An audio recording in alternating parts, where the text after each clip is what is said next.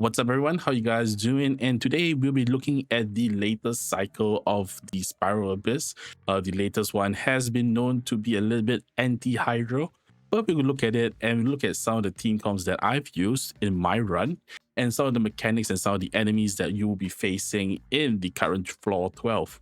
So without further ado, let's begin.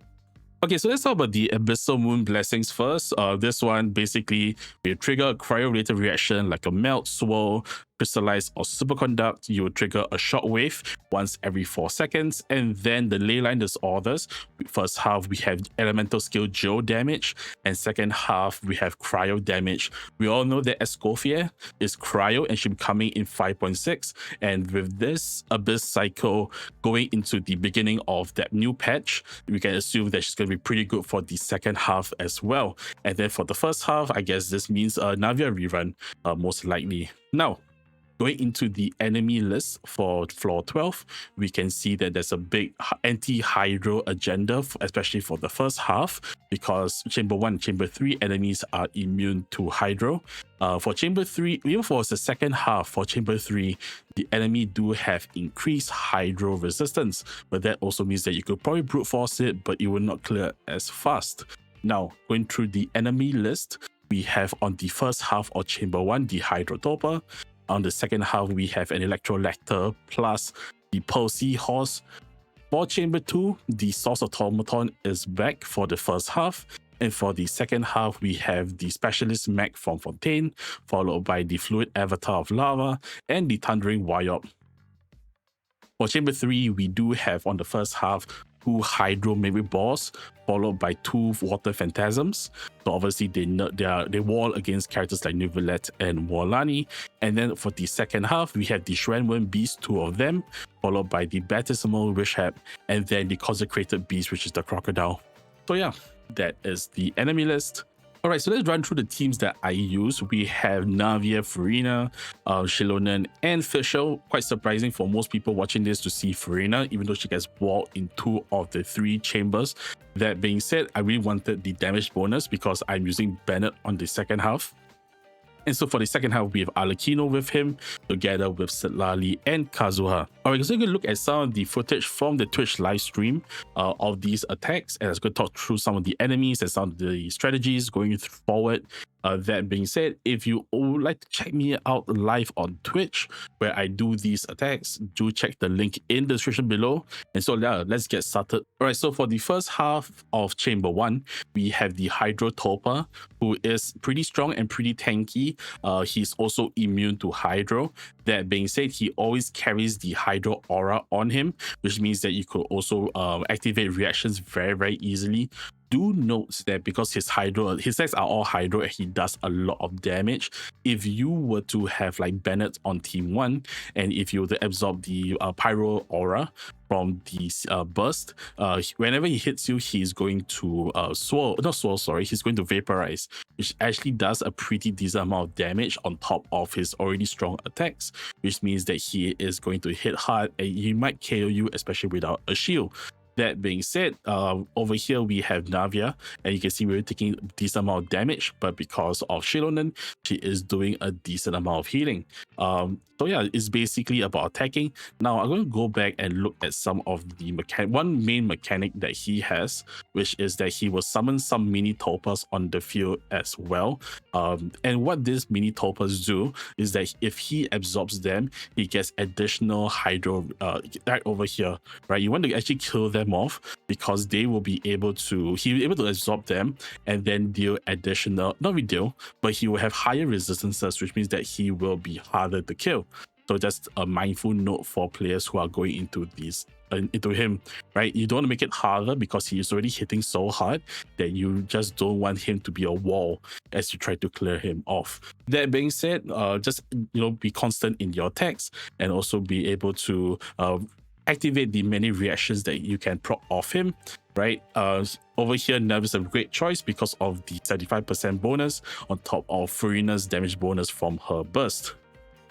And yeah, so we're just clearing off pretty nice, just over a minute, and we're trying to get our cooldowns back for our burst for the second half. So for the second half, we have 2 enemies, one on each wave. The first one will be the Electrolector, who is always a little bit of a challenge personally. The Electrolector, just like all Lectors, they have this mechanic where basically whenever you take them below a certain health threshold, which is 20%, they will then be invincible technically, and they will gain an Electro Shield. Now, this Electro Shield, you need to break them down with elements. I'll put a screenshot of which elements are best suited for this particular one. But just take note that once he enters into this state, he has an attack where he will drain your energy. So be mindful, especially for characters who are very burst dependent, that you will probably want to either use those abilities before he drains the energy, or basically just kill him off before that. Here we have Arlecchino. Basically the entire team will actually break his shield down pretty quickly, especially when Kazuha swirls the element. And next one is the Millennial Pearl Seahorse. He starts off with having this pearl, and of course you can use the elements to break the shield and eventually stun him. Right, so just trying to break the shield. He has higher resistances, if I'm not wrong, during this moment, and you just want to break the shield to be able to move on and basically just move on and carry on with the rest of the fight.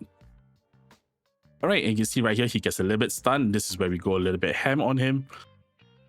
And then he has this mechanic that also he summons 3 pearls onto the ground. This mechanic, basically you want to just destroy it with the same elements as well.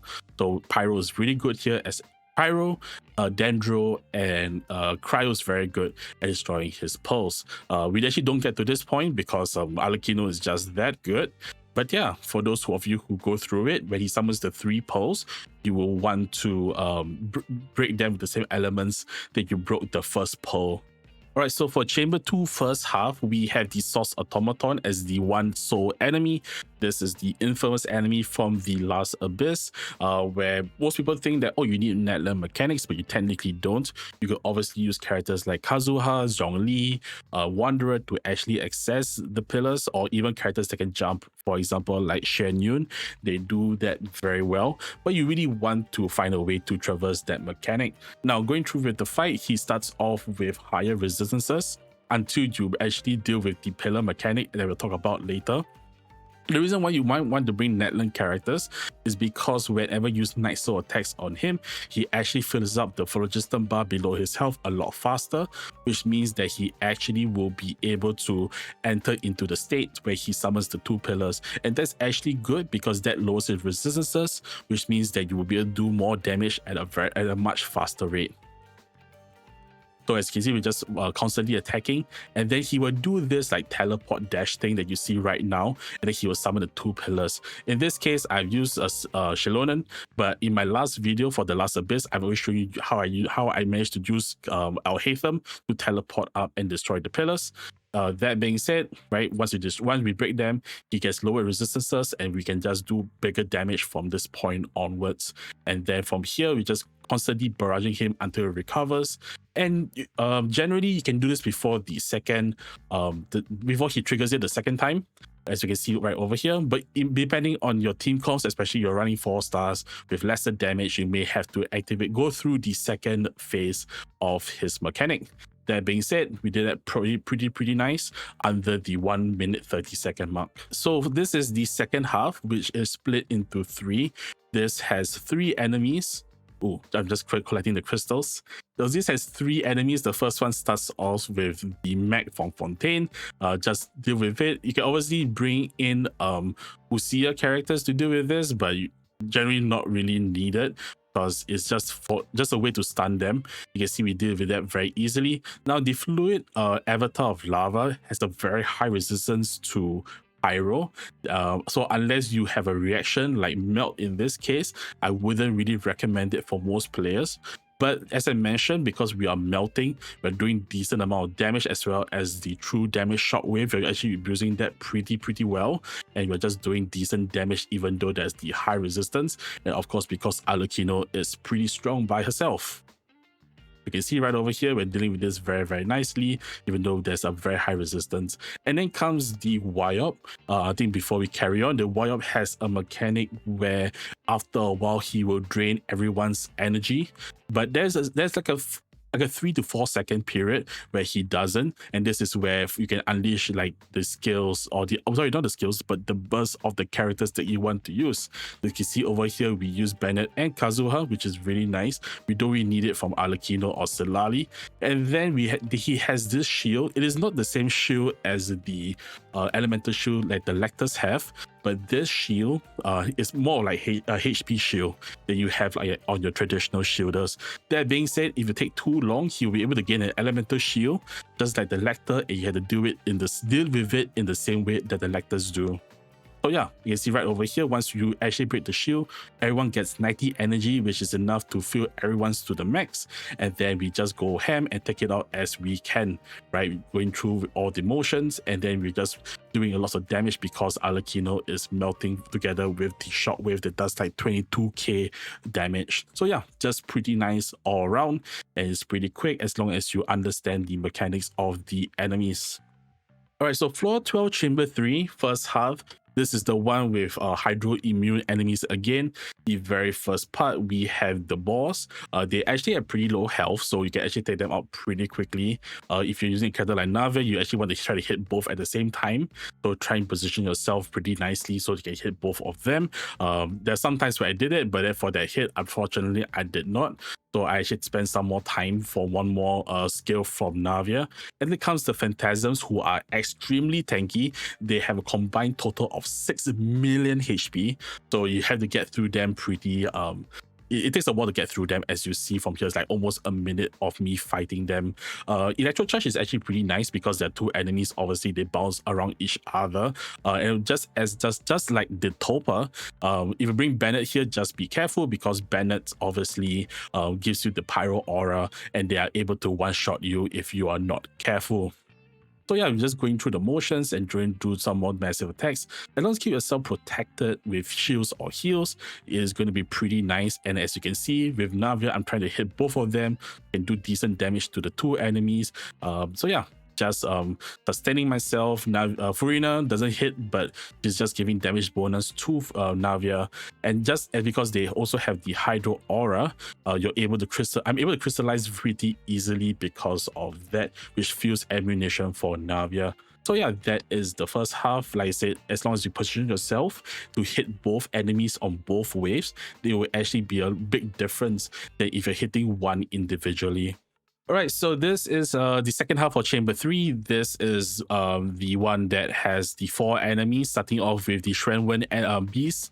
They do have increased animal and hydro resistances. That being said, they are not very tanky. They are pretty frail, and you can see that we take them out quite fast. Now, moving on to the second enemy, which is the Baptismal Wishhead. He does also have increased hydro. He also has a mechanic that also steals your energy, but also because he's a little bit of an older enemy, he gets taken out pretty fast as well, as long as you are dealing enough damage. Now take note that in this, I actually have an EM sense, which I kind of regret because whenever I wasn't melting, it didn't do that much damage. That being said, we declare that pretty fast. And then we have the last enemy, which is the Consecrated Beast, which I would like to actually talk a lot about because I think we've not seen this in a very long time. So the Consecrated Beast has very high resistances for all elements, and even higher for hydro. There's actually a mechanic that he has when he basically glows, and then he shoots this water spout at you, and then after doing that, there's actually a consecrated crystal that appears that you can actually destroy, and that will actually reduce his resistances. That being said, in this clip, I didn't really activate it, or no, I didn't activate it. It activated towards the end of the fight, which means that I killed him off before I could destroy it, as I will probably point out later. That being said, footage got a little bit weird over there. Yeah, we're just doing a little bit more damage, right? Obviously, because we have a pretty good team, doing pretty nice damage. The one thing I would say is that the crocodile, moves around a lot, which means that there's a chance that you will, like, as you can see, I wasn't in my circle for quite a lot of time. So I had reduced damage because I didn't get the attack buff from Bennett. That being said, right, we're just constantly attacking him. We have the benefit of time. This is the attack where he will shoot out the hydro ring, right? And that is the one where he will kind of lose that crystal that you can actually destroy. Right, but as you can see right over here, we are doing decent damage, and as you can see, I didn't have the chance to destroy the crystal, but I'll just pause at the moment where you can see the crystal form for players who actually want to look out for it so they can do damage. So once he does an attack, you see something shoot out of him, as you can see right over here. And then it will actually form into a crystal that is being blocked right over here. That being said, because I did the killing blow before it formed, it just disappeared.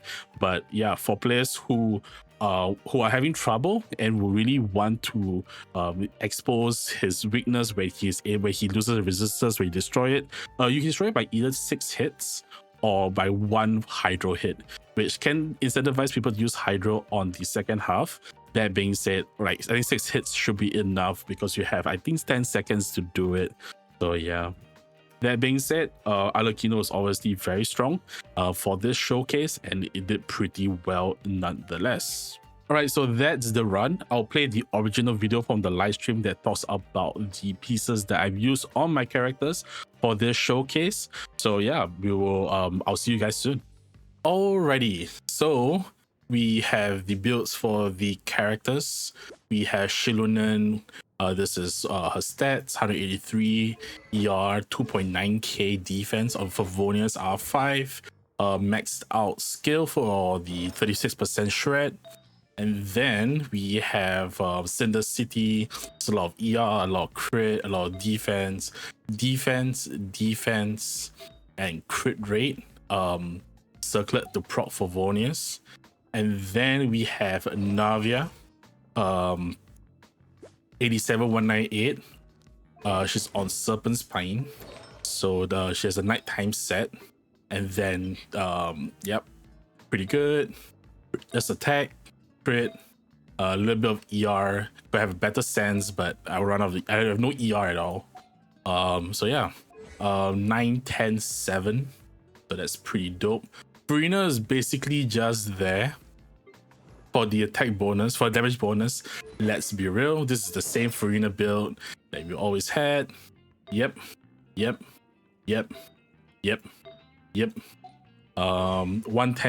C1. So yep. And then last but not least, we also had Fischl, which is somewhere. Fischl's here on Stringless R5, 72151, 4-piece Golden Troop. Very nice. Yep, very nice.